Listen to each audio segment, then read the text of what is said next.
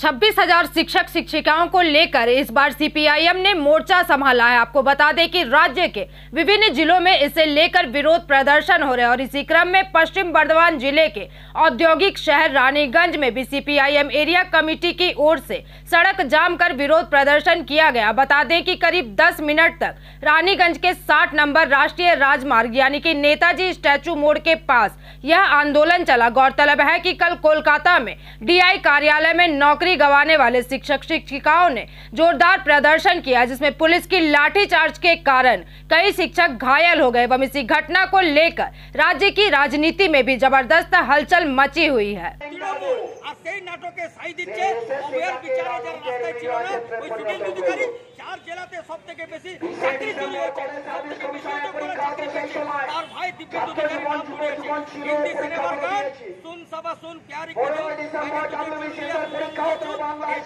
তৃণমূলের রাজনীতির কারণে আমাদের দাবি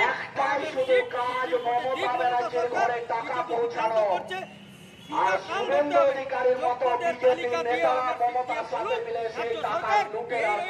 যোগ্যদের তালিকা তাদের চাকরি বেঁচে যাবে। আমরা চাই হাউ হাউ করে কাঁদছে ওরা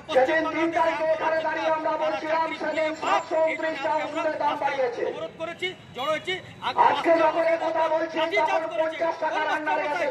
পশ্চিমবাংলাকে তৈরি করছেন সমাজ গড়ার করেছে এই চোর, এই মুখ্যমন্ত্রী, এই চোরেদের মহারানী, এরা মাস্টার মশাইদের কদর জানে না। গোটা বাংলাকে লুটে পুটে খায় আর তাই মাস্টার মশাই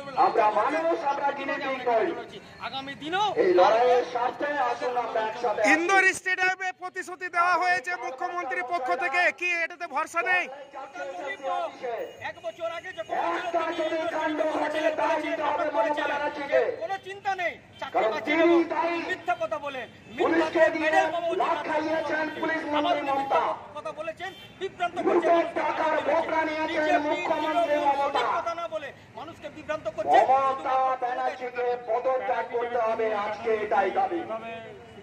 তার মতো অযোগ্য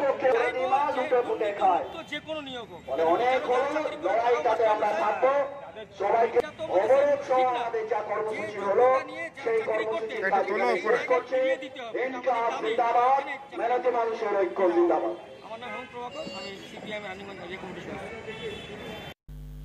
रानीगंज से सम्राट दास की रिपोर्ट, पीवीटीवी न्यूज। नियमित अपडेट एवं दुनिया भर की ताज़ा खबरों के लिए हमारे फेसबुक पेज को फॉलो एवं यूट्यूब चैनल को सब्सक्राइब करें।